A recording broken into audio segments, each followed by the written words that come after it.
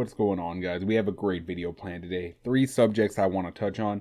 So Amazon Q1 earnings, I didn't get to cover that last week, so I'm just going to touch on a few of the slides that I found interesting. Amazon is my second biggest holding in my portfolio, so I'll be covering some of the things I noticed there and then run through a little bit of the valuation model. Next up, Honest reported their earnings earlier this week, which is also another holding of mine.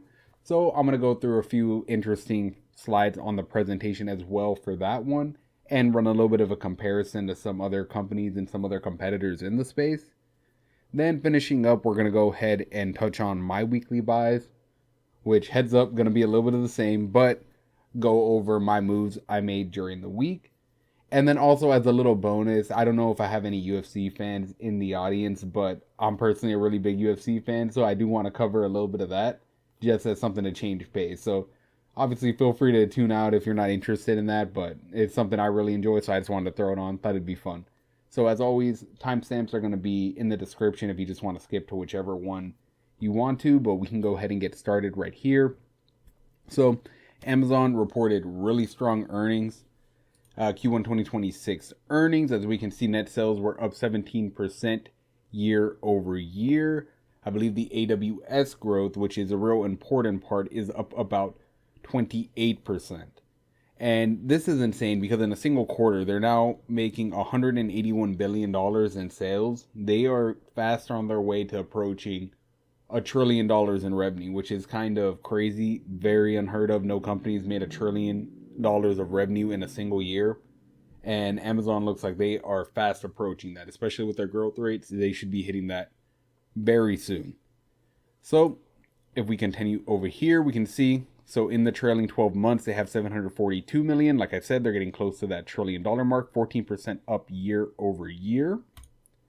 Now, here's the main thing I want to touch on. So the free cash flow is going to be getting hit very heavy.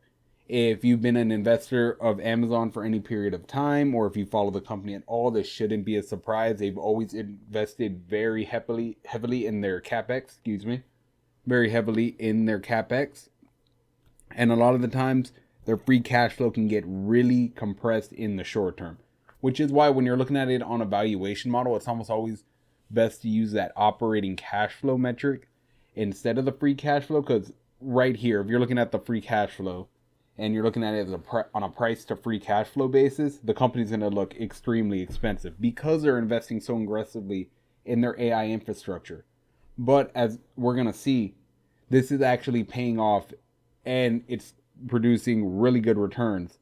So they should be investing this aggressively. It just makes it a little difficult on the valuation side. So to just completely back out that and just stick with the operating cash flow, it's often going to give you a much smoother, cleaner picture on the valuation of the company and if Amazon is actually fairly valued or undervalued. So, main thing I want to highlight here. So, AWS, we can see they accelerated to 28% year over year revenue growth and their operating cash flow increased 30%. So, now if I run over here and grab this over here on Stock Unlock, this is the tool I'm usually using to help me kind of analyze these companies. But, anyways, so if we look at Amazon right here, if we go ahead and start with the price to operating cash flow, we can see since 2021, I think I had this backed out too. Here we go. Okay, since 2021, they've averaged a 22.98 price to operating cash flow, and their median is sitting at around 20. Currently, they're sitting at a 19.75. So you may, at face value, look at this and go, okay, so they're around fair value. But something you do also have to consider with that acceleration of AWS growth, and we just saw operating cash flow year over year was up about 30%. How does that compare to their prior growth rates? So first off, go ahead and hide this. We can see margins have been expanding with a CAGR of about 8%. So currently their latest operating cash flow margins are about 20%. And the main thing we want to look at is price to operating cash flow. So their CAGR on it has been 21.3%. So like we just said, right now they're growing 30%. So they're actually accelerating and growing it faster.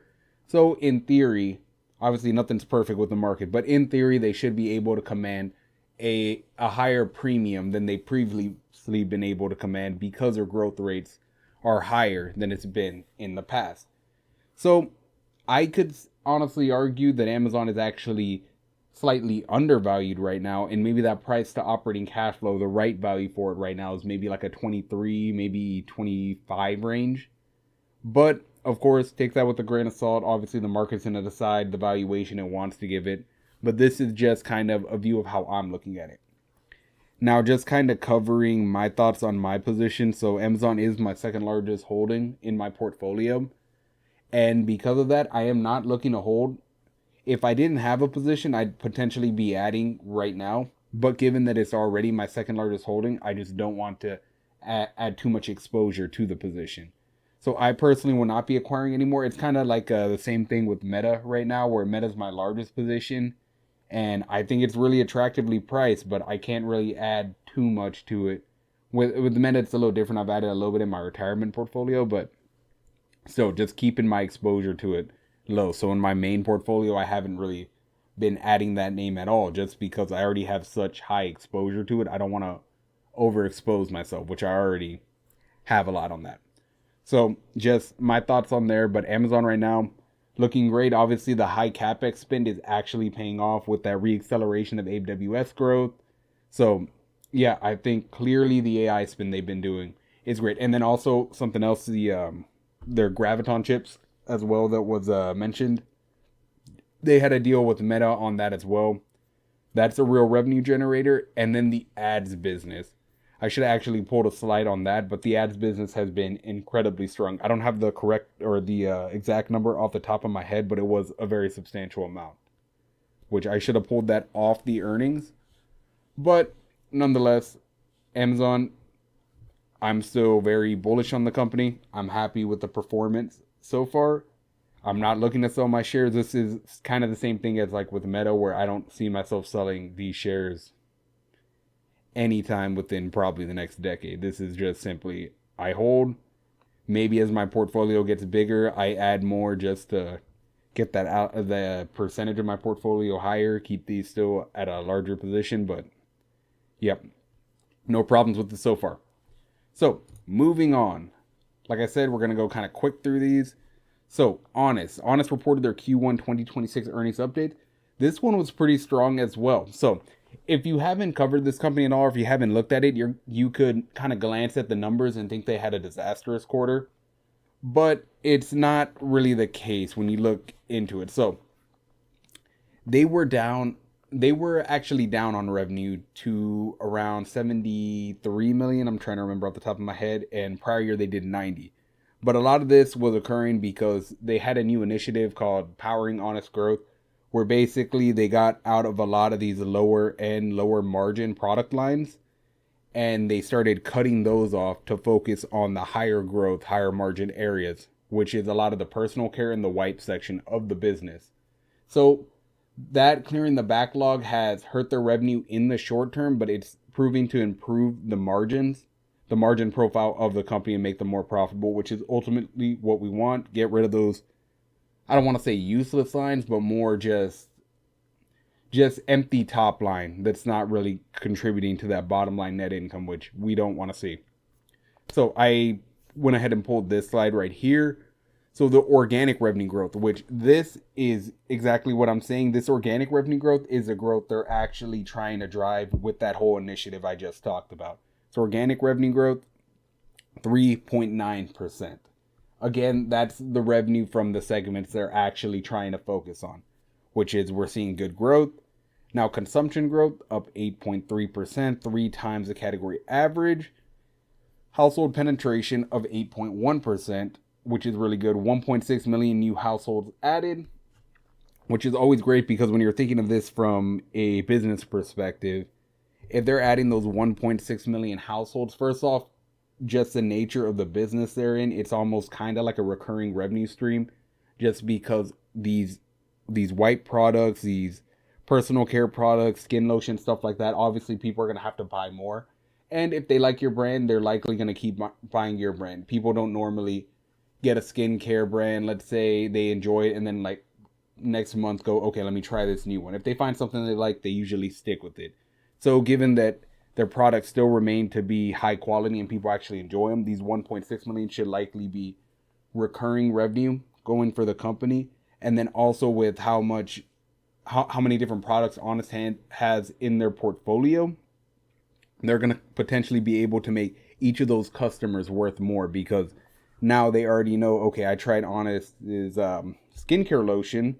Oh, look, they have shampoo over here. They have, let's see, some wipes over here. Let me go ahead and try it. They start buying more brands from the entire company's portfolio rather than just that one product. So ideally, these 1.6 million new households, and this goes for all the households that are currently using their products, over time use more and more of their products.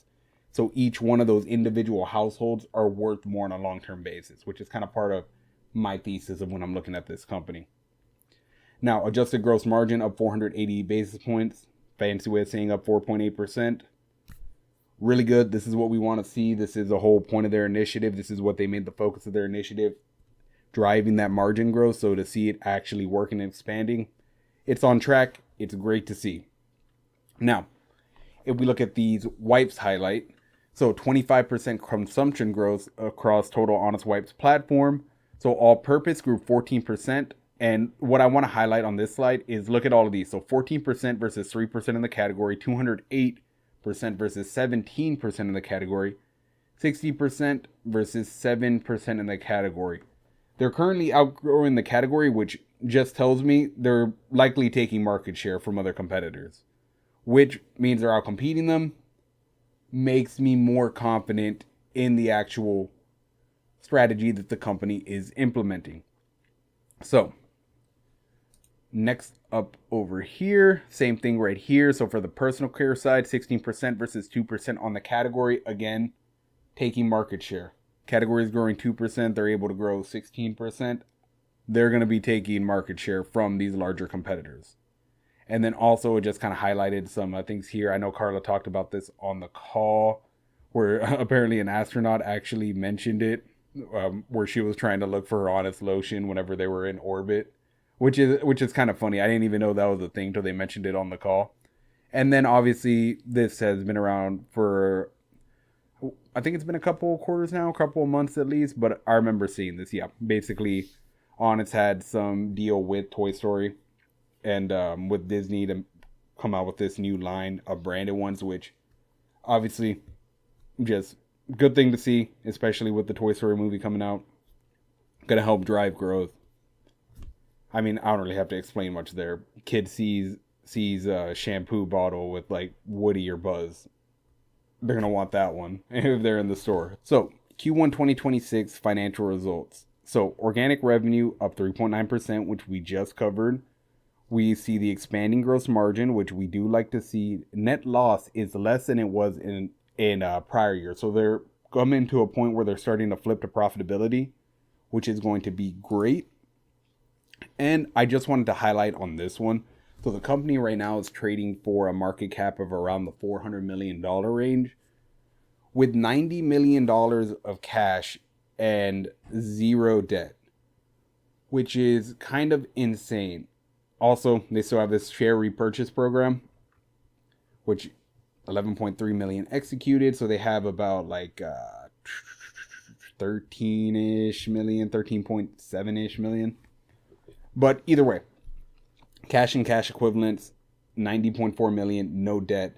This is something also you got to factor in whenever you are buying the stock, because you got something you need to understand is when you're buying a stock, you really are just buying a portion of the company. So sometimes the way I will view it when I am making a purchase is I will look through it as a lens of I am making an acquisition of the 100% of the company, and the market cap is the price I am paying. So if I were to look and say, okay, I'm going to come here and I'm going to buy Honest, I'm going to pay $400 million, and I get a company with no debt and $90 million in their bank account, you can essentially say, am I really paying $400 million for that company, or am I really paying $310 million? That's just something you got to kind of think about. And that does factor in whenever I'm looking at that. So before I skip past that, now, I know this looks scary, but I'm going to go ahead and hide some of these. So right now I have some competitors for Honest. So we got Johnson Johnson, Legacy, Procter and Gamble, and then this one I had to look up, but it is a similar competitor in the space that kind of does kind of the same thing with the personal care and kind of like an eco-friendly brand. Yeah, sustainably oriented consumer products. So drag this one in here as well. So first, if we're looking at the company just on a price to sales basis, so let's start at that.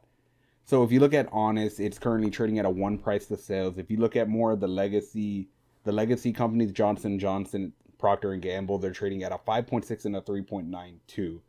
So Honest is significantly below them. Granted, the smaller player is trading at a lower price to sales, but also the company, from just taking a quick glance at it, is in a much worse spot. They have declining revenue. They honestly look like they could, no pun intended, but they honestly look like they could go bankrupt from what I was looking. So of course that premium's not going to be there on that. And so if we go ahead and hide these and we just focus on the actual revenue over this time. So for the revenue, we're just going to go down here. Johnson & Johnson has a CAGR of about 3%. Procter & Gamble, 2.88%. This one, like I was saying, down about 17%. And Honest is about a 4.3%. So slightly outgrowing, not much outgrowth. But remember, something you also got to remember on this one is due to that whole kind of like restructuring and that Honest growth plan they were doing, there was a lot of backlog they had to clear. So ideally, this growth should start picking up once they start clearing through all of that. Now, just going through there. Next thing I want to touch on is if we're looking at the net income. So currently, Honest is not profitable. But if we're looking at like Johnson & Johnson, Procter & Gamble, it's very low net income growth, like 3%, 0.18. That's basically flat, next to nothing. And then so with Honest, what I went ahead and did is if you look at the average EPS expected by analysts, they're expecting 7 cents. And then if you're looking at year over year, they're expecting year over year growth of 81%. And then 2027, 46% on average. Obviously much stronger. Again, the company is starting from a lower base of net income because they're currently not even making anything. But still just something you want to keep in mind whenever you're looking at this. And for me personally, that's why I'm kind of okay just holding my shares. I have a decent size. It's not my largest holding. I have a decent sized position in the company. I'm currently not looking to add. Two main reasons I'm not looking to add. One is simply because at this smaller market cap, I just don't want to overexpose myself to a company this small in size. You never know what can happen with some of these smaller cap companies. So that's just protecting exposure on that side from that. Point one. Point two, I just see other opportunities. While I view this as a pretty decent opportunity as well, especially with just the growth and the valuation isn't even that high. Like if the company just re-rates to like a price to sales of 3, what are we talking about? The stock in the $9 range, like somewhere around there. Either way, I just find more exciting opportunities right now, specifically as you'll see in a second, still with SoFi, still with Zeta, especially Zeta, where I did cover that in my past video, which I keep mentioning it, but if you haven't seen that one, that kind of goes over why I like the mode of that company. But Zeta just had ridiculous earnings. The valuation on Zeta is not too crazy. The margins are higher, and I think Zeta actually has an actual moat. Honest is doing good at what they do, but they don't really have like a moat. It's not a company with a moat. When I'm looking at Zeta, Zeta has a pretty formidable moat, higher growth rate, and I don't think the company is expensive at all, which is why I'm kind of focusing my attention more over there, and I have higher conviction on that one. Not to say I don't have conviction on this name, but just that I believe Zeta's a much better opportunity, which is why I'm focusing my attention over there, as well as SoFi. So, right here. Let's go ahead and get to the buys for the week. So May 4th, I went ahead and bought 11 shares of Zeta, which we just talked about. Again, I'll probably throw up a little card or whatever just for the video where I'm talking about the mode if you want to hear more about that company, because I'm really excited about that one. But 11 shares at 18.30 and SoFi 12 shares at 16.44. So I mentioned a bit about Zeta. With SoFi, they keep consistently growing their members, which is a key metric I'm looking at. The past quarter was really strong. The market punished it because they didn't raise guidance, but that's not a problem to me when I'm looking at it, because one, the company wasn't even coming in trading at a high valuation to where it needed to crush earnings like that, or it needed to smash guidance. But two, we're in a worse environment. So originally, the original guidance was made on the back that there would be 2 rate cuts, which would be bullish for the company. But now they're factoring in a landscape where they believe there's going to be no rate cuts, and yet they still maintain guidance. So even though they didn't raise guidance, I'm looking at it and I'm going, okay, so the economic environment is worse, but you're still expecting the same guidance you guided for when you thought it was going to be better. In my head, that's still as good as a raise. So I am 100% fine with that. No problem. Still adding. Now, on May 6th, ATI has been a company I've talked about a bit. Also, I'm up fairly large on this company. I'm up well over 2,000%. I just wish I was making more money back in 2020 when I was buying this one, because my shares would be worth a lot, or I'd have a lot more of these shares, but I still have a decent position. When you get 2,000%, even small amounts of money can be substantial. So I've just been slowly trimming this position as I've been transitioning it over here into Zeta and SoFi, because I believe those two are a higher opportunity. Now, that covers all the stock stuff. So if anyone was just there for that, feel free to tune out. But something I did want to mention, because for any of my UFC fans, wow, what an upset. I don't know who watched this, but I did not see this coming. And Strickland, Jesus, Jesus Christ, how did he manage to do it twice? Because I remember when he was fighting Adesanya, what was it, like 3 years ago at this point? Man, dude, I had no faith that he was going to beat Adesanya.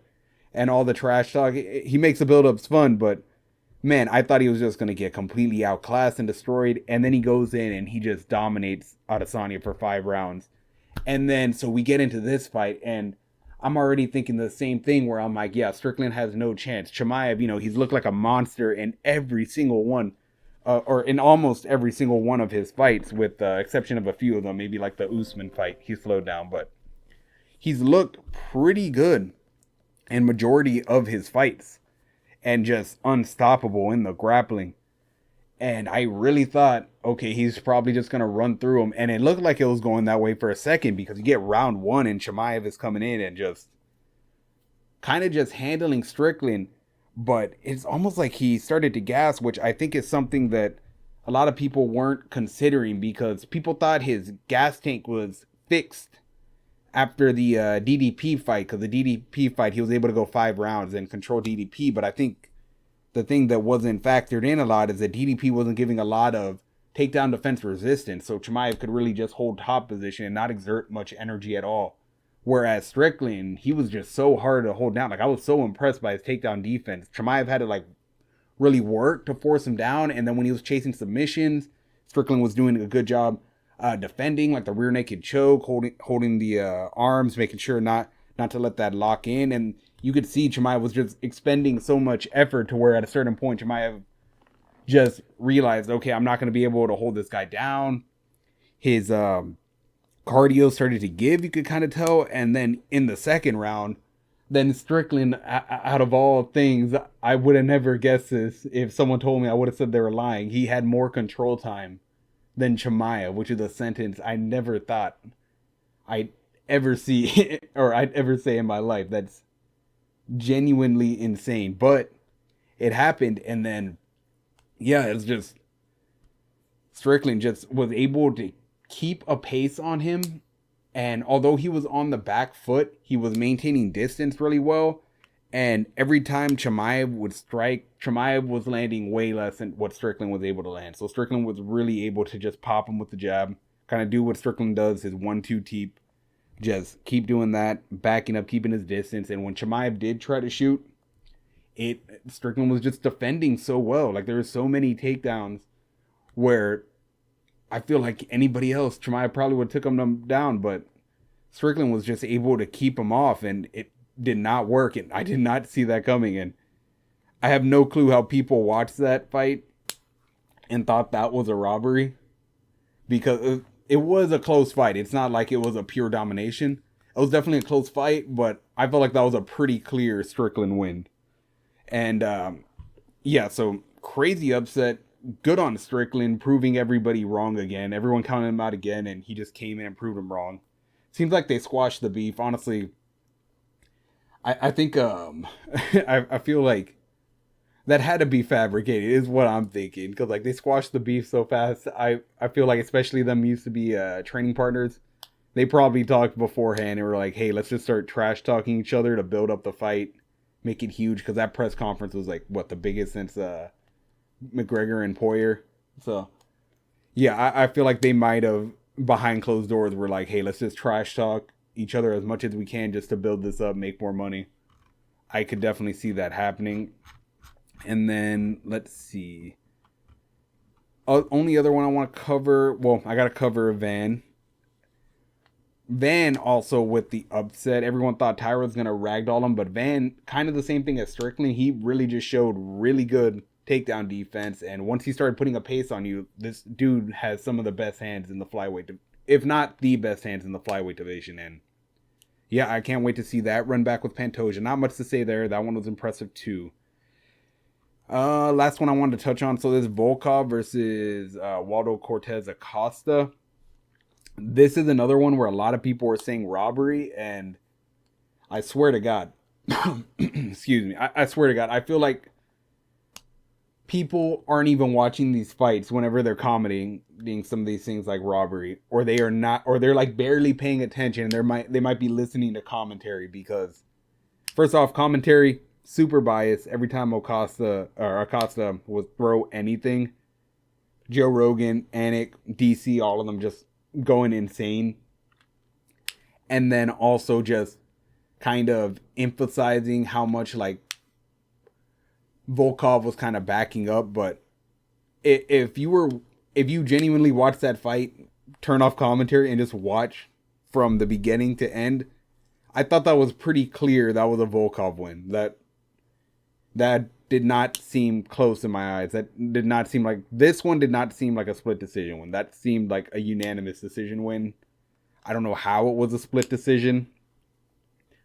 And I don't know how people are saying it's a robbery. It's like, you can't just throw a couple of haymakers, throw wildly, connect one. I guess because Volkov had a bloody nose too, so that might have helped the perception. But you can't just throw a couple of haymakers and just, now you instantly win, and that outdoes an entire round of just getting your leg chewed up with kicks, getting outstruck, and getting hit like 10 shots to one. Like, it was literally like Volkov would hit him probably like 10, 12 something strikes before Costa landed anything. And Volkov just continued to, just do really well. So good on Volkov. Happy for him, especially after he got robbed by Gon. So that was just something fun I wanted to cover. I just wanted to cover those three main ones. I could talk about some of the other ones, but this isn't supposed to be a UFC video. I just wanted to throw this in because it was genuinely a really good card. So if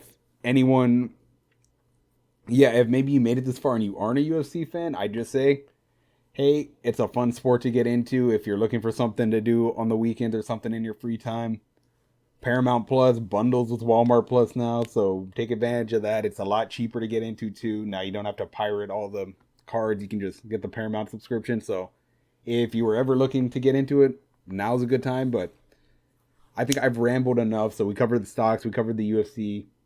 A lot of fun. I'm going to get this out today, and I hope everyone has a great rest of the week.